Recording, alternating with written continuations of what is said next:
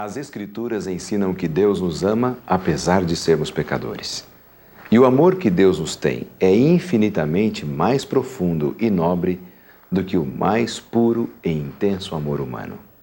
E é sobre esse amor que estudaremos agora. A harmonia da criação depende da perfeita conformidade de todos os seres com a lei do Criador.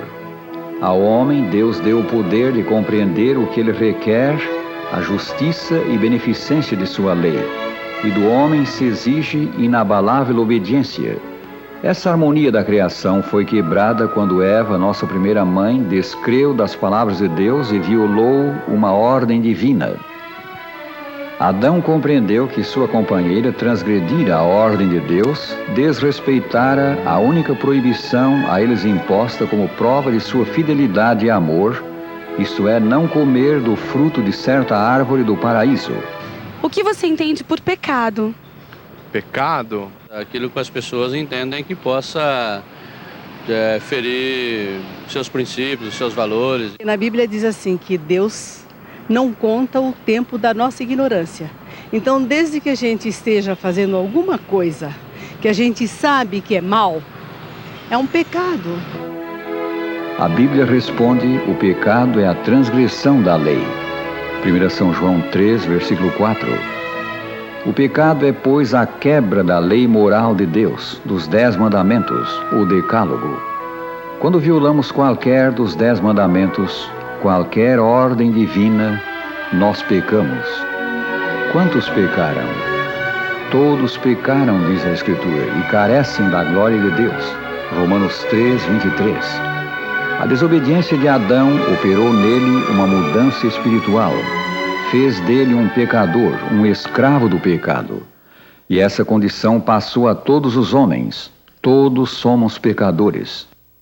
Nós não podemos mudar a história. O que aconteceu, já aconteceu. Adão e Eva tomaram a decisão e se tornaram pecadores.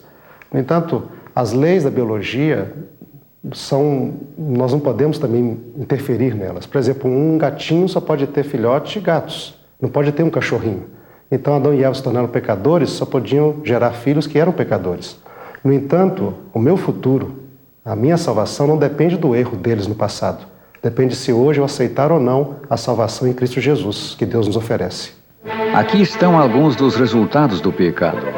A terra foi amaldiçoada, passando a produzir espinhos e cardos. A doença, o sofrimento e a morte vieram como consequência do pecado. Fruto do pecado é também a guerra. O inimigo de Deus e adversário do homem, Satanás, deleita-se na guerra, pois esta excita as mais vis paixões da alma, arrastando então para a eternidade as suas vítimas engolfadas no vício e no sangue. O homem foi feito prisioneiro do pecado. Pela presença do pecado na vida, o homem não faz o que quer, mas o que o pecado quer. Jesus ensinou: todo o que comete pecado é escravo do pecado. São João 8,34. Pecado é roubar, matar, mentira também acho que é pecado. Mas tirando isso, não tem mais. Esse negócio de querer classificar pecados e de colocar níveis para pecados, um pecado é muito sério e muito grave, o outro já não é tão grave assim, etc. Isso aí é mais humano do que divino. Eu acho que para Deus qualquer pecado é ofensivo, qualquer pecado.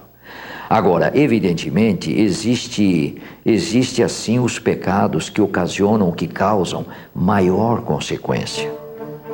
Qual o único meio de libertação? De nos livrarmos da escravidão do pecado. A Escritura diz: porque o salário do pecado é a morte, mas o dom gratuito de Deus é a vida eterna por Cristo Jesus, nosso Senhor. Romanos 6, 23. Notemos, o pecado leva à morte, à perdição eterna. Mas mediante Cristo, Deus nos quer dar vida, vida eterna.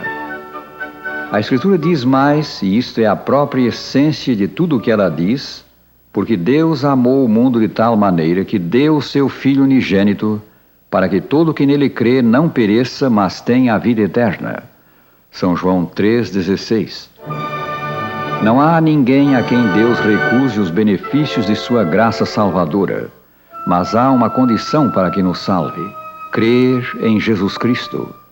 Ao considerar no horto do Getsêmani o preço a ser pago pelo resgate do pecador, dar o seu sangue, a sua vida, Jesus poderia ter decidido voltar para o Pai e deixar que o homem sofresse a pena do pecado, mas o amor o moveu ao supremo sacrifício. Por amar-nos, Jesus consentiu em sofrer as afrontas de homens que eram instrumentos de Satanás. Ele foi esbofeteado e açoitado. Porque o salário do pecado é a morte, o Filho de Deus, para nos salvar da morte, provou a morte por nós. Ele sofreu a morte como ela era infligida pelos romanos, a morte de cruz. As suas mãos e pés foram pregados numa cruz. Deus Pai ofereceu o seu imaculado Filho como sacrifício para que, por sua morte, ele se tornasse o meio de os homens receberem o perdão dos pecados por intermédio da fé nele. O pecado para nós, normalmente, é uma coisa muito corriqueira, parece não ser quase nada. No entanto, nós notamos na Bíblia que é algo muito complexo, cuja natureza nós mal compreendemos. Quando o próprio Adão e Eva pecaram, eles mudaram a própria natureza humana, se tornaram propensos a fazer o mal, tornaram-se mortais, mudaram até a própria natureza geral, onde havia então decadência, destruição, apareceu a violência. E nesta situação de algo tão terrível que é o pecado, somente a vida do próprio Criador poderia resolver o problema e trazer salvação para os pecadores.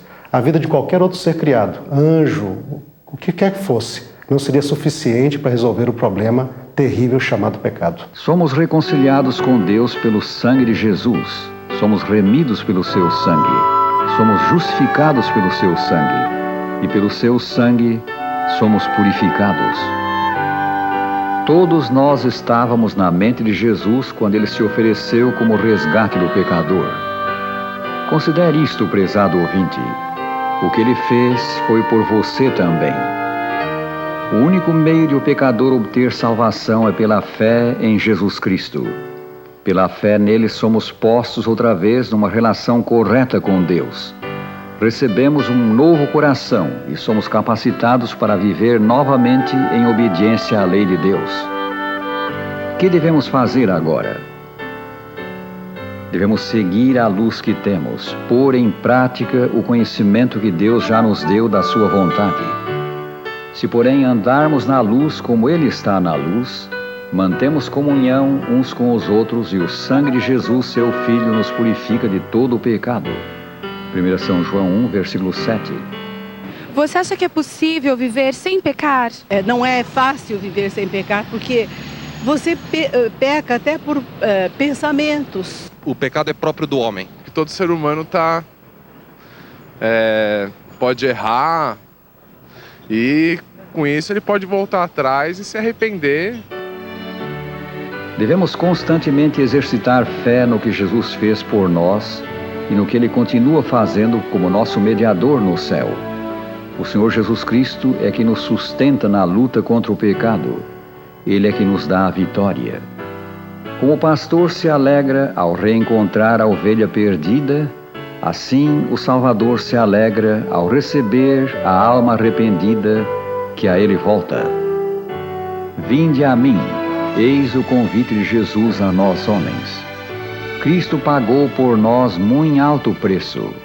Agora anela que voltemos para Ele. Quando aqui na terra Jesus se mostrou amigo dos meninos, Ele é amigo de todos os homens, até do maior pecador. Deus não ama o pecado, porque o pecado é exatamente o contrário do princípio do próprio Deus. É algo exatamente oposto ao caráter de Deus. Quando a gente pensa que este mesmo Deus, que odeia o pecado com todas as suas forças, Ele ama o pecador com todas as suas forças. E a maior evidência de que Ele ama o pecador é o fato de que Ele entregou o seu Filho, Jesus Cristo, para ser o Salvador, morrer por nós. As boas novas do Evangelho são que Cristo veio para prover salvação do pecado. O que nele crê como seu Salvador é perdoado e libertado do poder do pecado. Se desejamos agradar a Deus, viver como Ele ordena, recebemos de Jesus o poder para isto. Ele faz que sejamos novos homens e mulheres. Amigo, nada existe entre nós e a perdição eterna, senão a forte mão de Jesus Cristo. Aceitarás o Salvador agora? Aceita-o e passarás da morte para a vida.